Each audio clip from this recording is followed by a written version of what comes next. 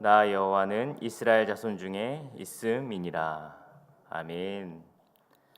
오늘 민수기 35장 22절에서 34절 말씀을 가지고 우리의 인생의 도피성이라는 제목으로 함께 은혜를 나누고자 합니다.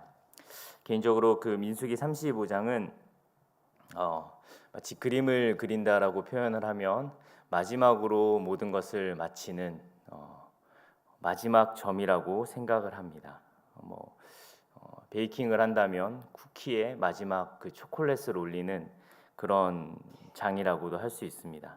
이제 그 들어가서 차지할 약속의 땅에 모든 경계를 하나님께서 정해주시고 책임자를 임명하였으며 그 모든 것으로 인하여서 이 이야기들이 끝나는 것 같지만 마지막으로 해야 할 일이 남아 있다는 것을 하나님께서 말씀합니다. 바로 레위인들의 그 삶의 자리를 정하고 그리고 그들은 그 거룩한 땅에 흩어져서 그 땅을 지킬 영적 파수꾼으로 불꽃과 같이 그 사람들을 세워 두었습니다.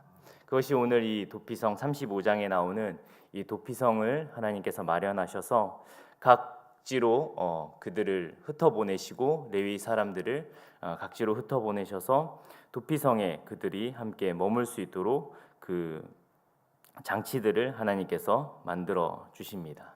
우리 한번 따라할까요? 사람은 누구나 실수를 한다. 중요한 것은 실수를 어떻게 처리하느냐다. 그렇죠. 우리는 누구나 실수합니다. 연약하고 부족하여서 누구나 실수합니다. 그러나 중요한 것은 그 실수를 어떻게 처리하느냐에 따라서 그 실수가 정말 그냥 실수로 남을 수 있는지 아니면 더 큰 죄악과 범죄를 일으킬 수 있는지 그것은 구별이 될 것입니다. 오늘 35장의 이 도피성에 관한 이야기는 특별히 오늘 본문 읽었던 말씀은 실수로 살인을 저지른 사람에 관해 처리하는 법을 나타내고 있습니다. 오늘 본문 22절에서 28절까지의 말씀 우리 한 번 더 읽어볼까요? 함께 읽겠습니다. 22절입니다. 함께 읽겠습니다. 시작. 악의가 없이 우연히 사람을 밀치거나 기회를 엿봄이 없이 무엇을 던지거나 보지 못하고 사람을 죽일 만한 돌을 던져서 죽였을 때에 이는 악의도 없고 해하려 한 것도 아닌즉 회중이 친 자와 피를 보복하는 자 간에 이 규례대로 판결하여 피를 보복하는 자의 손에서 살인자를 건져내어 그가 피하였던 도피성으로 돌려보낼 것이요 그는 거룩한 기름 부음을 받은 대제사장 거기 거주할 것이니라. 그러나 살인자가 어느 때 도피성 지경 밖에 나가면 피를 보복하는 자가 도피성 지경 밖에서 그 살인자를 만나 죽일지라도 피 흘린 죄가 없나니 이는 살인자가 대제사장이 죽기까지 그 도피성에 머물러야 할 것임이라. 대제사장이 죽은 후에는 그 살인자가 자기 소유의 땅으로 돌아갈 수 있느니라. 아멘. 부지 중에 살인한 자 그리고 악의가 없이 우연히 밀치거나 물건을 던졌는데 사람이 죽거나 돌을 던졌는데 사람이 있는 줄 모르고 돌을 던졌는데 사람이 죽었을 때 그들이 그가 살인자로 그가 낙인 찍히지 않고 살 수 있는 방법이 있습니다. 그거는 도피성으로 달려가는 것입니다. 물론 무조건 사는 것은 아닙니다. 오늘 본문 말씀해 보니까 실수로 한 것임을 증명이 되어야 하고 그리고 살인자가 도피성을 이탈했었을 때 그 보복 살인이 일어나는 것에 대해서는 어떠한 죄도 물을 수 없고 그리고 대제사장이 죽은 후에야 자기의 땅으로 돌아갈 수 있는 그런 조건들이 있었습니다. 그러나 오늘 본문 이후에 29절부터 30절까지 30절에서 31절 말씀에는 의도적으로 죽인 살인에 대해서는 어떤 것으로도 용서를 받을 수 없다라고 이야기하고 있습니다. 결국 실수하고 연약함을 범했던 그들에게 하나님께서 다시 한번 기회를 주시고 하나님께서 온전히 그들을 보호해 주시는 모습을 보게 됩니다. 도피성이 있는 가장 큰 이유는 하나님께서 주신 땅 그곳이 바로 생명의 땅이기 때문에 그 도피성을 그들에게 허락해 주셨습니다. 바로 하나님께서 거주하시는 곳이기 때문에 도피성을 그들에게 허락해 주신 것입니다. 우리 마지막 33절, 34절 말씀 우리 한 번 더 볼까요? 33절, 34절입니다. 시작. 너희는 너희가 거주하는 땅을 더럽히지 말라. 그 피를 흘리게 한 자의 피가 아니면 속함을 너희는 너희가 거주하는 땅 곧 내가 거주하는 땅을 더럽히지 말라. 나 여호와는 이스라엘의 아멘. 그 땅에 여호와 하나님이 계시기 때문에 그 땅은 생명이 있는 땅이고 그 땅은 그 피를 흘려서 더럽히고 생명을 빼앗는 행동을 철저하게 제거할 뿐만이 아니라 실수로 그러한 일이 생긴 것에 대해서 보호하고 지켜주는 그런 모습을 보게 됩니다. 도피성은 사용하지 않으면 가장 좋은 곳이긴 하지만 그러나 인간은 누구나 실수하고 연약하기 때문에 그 도피성을 통해서 하나님께서 기회를 주시고 은혜를 주시는 것입니다. 사실 성경에는 성경을 조금 더 깊이 보게 되면은 이미 도피성이 많이 있었습니다. 처음에 도피성으로는 아담과 하와가 죄를 범하였을 때 사실 하나님께서 가죽옷을 입히시면서 그들에게 은혜를 베푸시고 또한 오늘 이 본문으로 이야기한다면 그것이 도피성이 될 것입니다. 가인에게 아벨을 죽인 가인에게도 표를 주어서 그가 어디에서든지 누구나 함부로 그를 건들 수 없도록 하나님께서 허락해 주신 것, 그것도 하나의 도피성이라고 이야기할 수 있습니다. 노아의 방주도 마찬가지입니다. 많은 사람들이 다 죽어갈 때 노아의 방주에 탄 자들만 하나님께서 구원해 주시는, 그리고 야곱의 삼촌 라반의 집, 야곱에게 라반의 집은 그의 도피성이 되었습니다. 그리고 성막 법궤에 그 지성소와 속죄소에 가서 그 뿔을 잡게 그 지성소와 속죄소가 그들에게 이스라엘 백성들에게 도피성이 되었고 구약 성전의 그 번제단의 뿔이 바로 그들의 도피성으로서 하나님의 은혜를 경험할 수 있는 그 시간이 바로 그곳이 바로 그들의 도피성이었습니다. 이 사실은 이 도피성이라는 이 말씀 자체가 결국 이것이 우리의 그 영원한 도피성이 되시는 예수 그리스도와 연결되어지고 있다라는 것을 우리는 깨달아야 할 것입니다. 내가 무엇을 어떻게 할 수 없을 때, 도저히 내 힘으로 할 수 없을 때 우리의 도피성이 되신 예수님께로 우리는 나아가야 될 줄 믿습니다.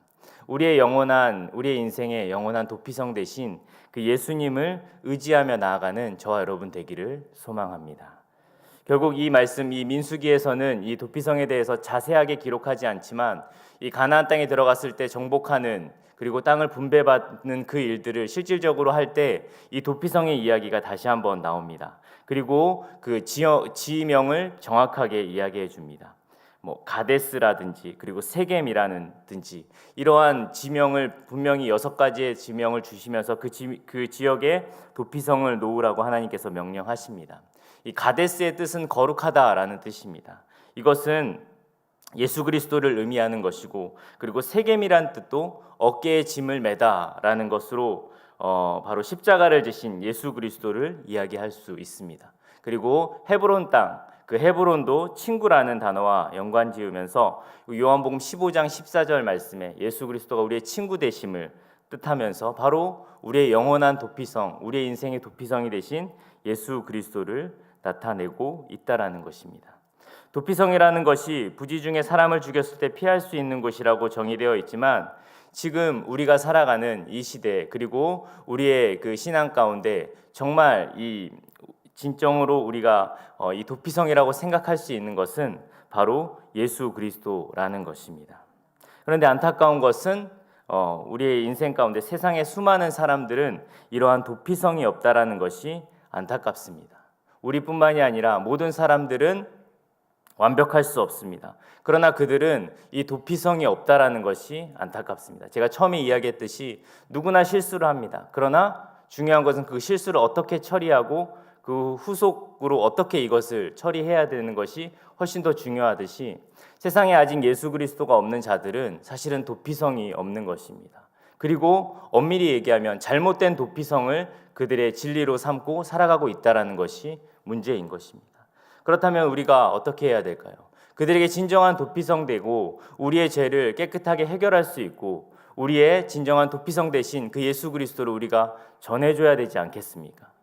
그들의 인생 가운데 안타깝고 어려운 것은 사실 어려움이 없는 사람들은 없습니다. 모두가 어려움을 겪고 힘듦을 겪게 됩니다. 그런데 중요한 것은 실수를 통해서 또한 어떤 외부적인 어려움, 내부적인 어려움을 통해서 그들이 뭔가 붙들어야 될 그 시간이 오게 되는데 그들에겐 붙들어야 될 것들이 없고 아니면 잘못된 것을 붙들기 때문에 너무나도 안타깝고 불행한 것입니다. 그렇다면 우리가 그들에게 무엇을 전해줘야 될까요? 우리의 영원한 도피성 되시는 예수 그리스도를 전해줘야 될 것입니다.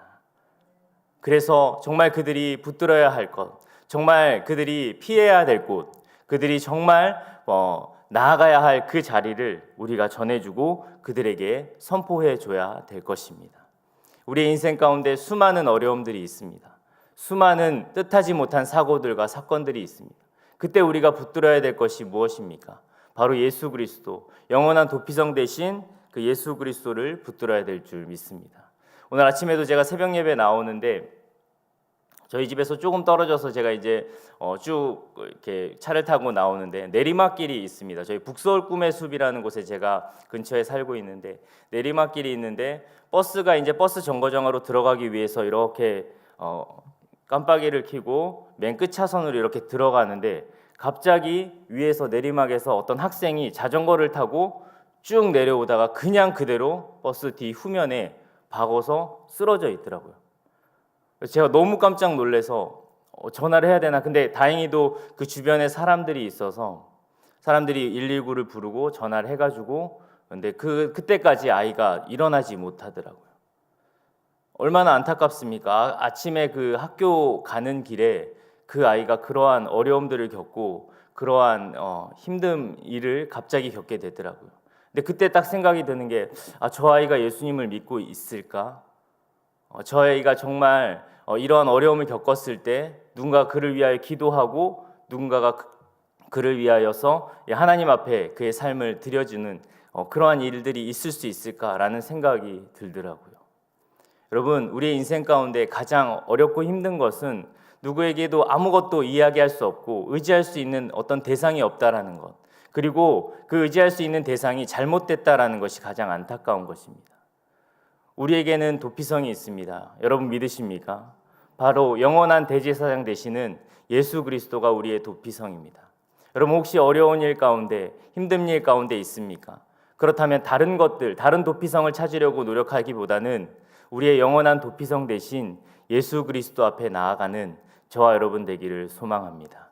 그리고 지금 그 도피성을 찾고 나아가는 우리의 지체들이 또한 있습니다. 그들을 위하여서도 정말 예수님 그들을 찾아가 주시옵소서. 그들 가운데 함께하여 주시옵소서. 우리가 중보자의 역할로서 중보 기도할 수 있는 우리 모든 시티미션 교회 성도들 그리고 우리의 예배자들 되어지기를 예수님의 이름으로 축복합니다. 우리의 영원하신 도피성 앞에 오늘 나오신 줄 믿습니다. 그 도피성 앞에 우리의 모든 것들을 내려놓고 그분을 통해서 우리가 회복되어지고 새롭게 되어지는 은혜의 시간이 있기를 예수님의 이름으로 축복하고 축원합니다. 아멘.